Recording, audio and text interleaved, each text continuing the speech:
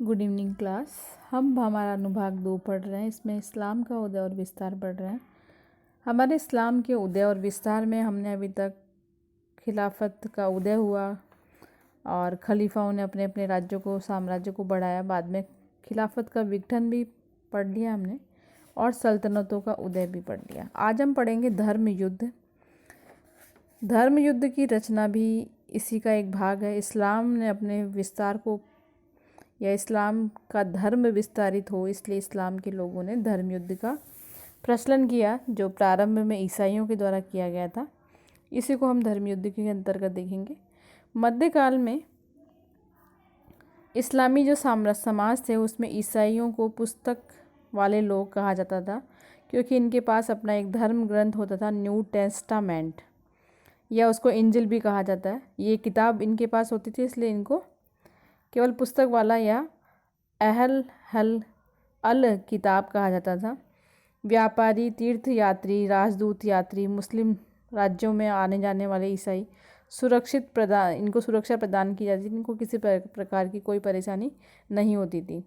इन क्षेत्रों में वे क्षेत्र भी शामिल थे जो बाइजेंटाइन साम्राज्य ने जिन पर कब्जा कर रखा था, विशेष रूप से फिलिस्तीन की पवित्र भूमि ये भी थे। यहाँ ये सभी लेखक आते जाते थे, किसी प्रकार की कोई परेशानी इनको नहीं थी। अरबों ने जेरूसलम को 638 में जीत लिया था, यानी कि अब ये अरब क्षेत्र का एक हो गया था।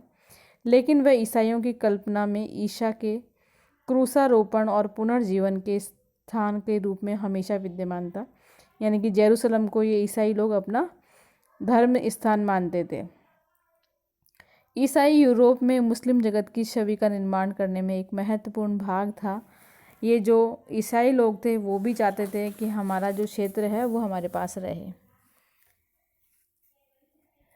और मुस्लिम जगत के प्रति शत्रुता 11वीं शताब्दी में धीरे धीरे दिखने लगी थी इन ईसाइयों के द्वारा, क्योंकि ईसाई अपने धर्म को विकसित करने के लिए ये चाहते थे कि इनका धर्म विकसित रहे, तो धीरे धीरे इनमें वैसे ही भावना स्पष्ट हो रही थी। नार्मनों, हंगरी वासियों और कुछ स्लाव के लोग थे, वो उनको ज़बरदस्ती ईसाई बना लिया गया था, लेकिन केवल मुसलमान मुख्य शत्रु रह गए थे। यानी कि आसपास के क्षेत्रों को तो इन लोगों ने जीता और इनको ईसाई भी बना दिए थे, कुछ मुसलमान फिर भी रह गए थे। 11वीं शताब्दी में पश्चिम यूरोप और सामाजिक आर्थिक संगठनों में परिवर्तन हो रहा था। ईसाई जगत और इस्लामी जगत के बीच धीरे धीरे शत्रुता बढ़ रही थी, क्योंकि दोनों ही अपने अपने धर्म को बढ़ना चाहते थे। पादरी और योद्धा वर्ग, यानी कि जो पादरी थे ईसाई धर्म को बढ़ाने वाले, और दूसरे मुस्लिम वर्ग, ये दोनों ही अपनी राजनीतिक स्थिरता और व्यापार को बढ़ाने के लिए बहुत सारे प्रयत्न कर रहे थे। स्पर्धा सामंती राज्यों के बीच सैनिक मुठभेड़ हो रही थी, लूटमार हो रही थी, और अर्थव्यवस्था का पुनर्उदय करने के लिए ईश्वर शांति आंदोलन यानी पीस ऑफ गॉड प्रारंभ किया गया और उसके द्वारा इस लड़ाई को रोका गया। कुछ क्षेत्रों में पूजा स्थलों के निकट चर्च के कैलेंडर में पवित्र माने जाने वाली स्थान या अवधियाँ थी, समय था, उसके अनुसार पे कुछ क्षेत्र थे जिनमें सैनिक हिंसा को वर्जित किया गया था, तो लोग उसका ध्यान भी रखते थे और वहाँ पर किसी प्रकार की हिंसा नहीं करते थे। ईश्वरीय शांति आंदोलन यानी कि पीस ऑफ गॉड ने सामंती समाज के आक्रमणकारी प्रवृत्तियों को ईसाई जगत से हटाकर ईश्वर के शत्रुओं की ओर मोड़ दिया था। यानी कि ये आंदोलन जब प्रारंभ किया गया था तो यही था कि ईश्वर की ओर ध्यान दिया जाए और शत्रुता है उसको समाप्त कर दी जाए, ये ईश्वर के शत्रु हैं, ऐसा माना गया था। ऐसे एक ऐसा वातावरण निर्माण हो गया था कि जो विधर्मी थे, यानी कि जो धर्म को नहीं मानते थे, उनके खिलाफ लड़ाई न केवल उचित है अपितु प्रशंसनीय है, यानी कि उनके लिए हम लड़ाई करें। यानी कि ये जो पादरी लोग थे ईसाई धर्म को मानने वाले, वे चाहते थे कि ये जो सभी मुस्लिम जो लोग हैं, जो इस्लाम के जो लोग हैं, ये हमारे लिए विधर्मी है, दूसरे धर्म के हैं ये, तो इनसे हम लड़ाई कर रहे हैं तो वो सही है। 1092 में बगदाद के सुलजुक सुल्तान मलिक शाह की मृत्यु हो जाती है, क्योंकि अंतिम जो सल्तनत का शासक था यही था।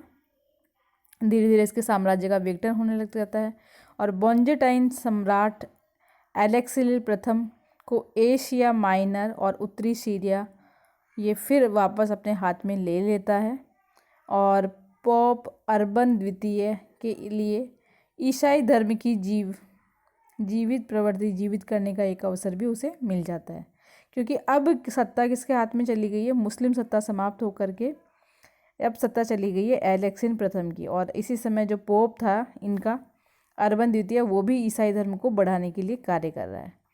1095 में पोप ने, जो अर्बन द्वितीय था उसी ने बॉन्जेटाइन सम्राट के साथ मिलकर, बॉन्जेटाइन सम्राट था एलेक्सियन प्रथम, इसके साथ मिलकर के पुण्य देश यानी होली लैंड को मुक्त कराया और ईश्वर के नाम पर युद्ध करने का आह्वान किया। अब यहीं से युद्ध प्रारंभ हो गए हैं, यही धर्म युद्ध कहलाए थे बाद में। 1095 से लेकर के 1291 तक की अगर हम बात करें तो पश्चिमी यूरोपीय ईसाइयों ने पूर्वी भूमध्य सागर लेवेंट के तटवर्ती मैदानों में जो मुस्लिम जो शहर थे उनके खिलाफ युद्ध की योजना की।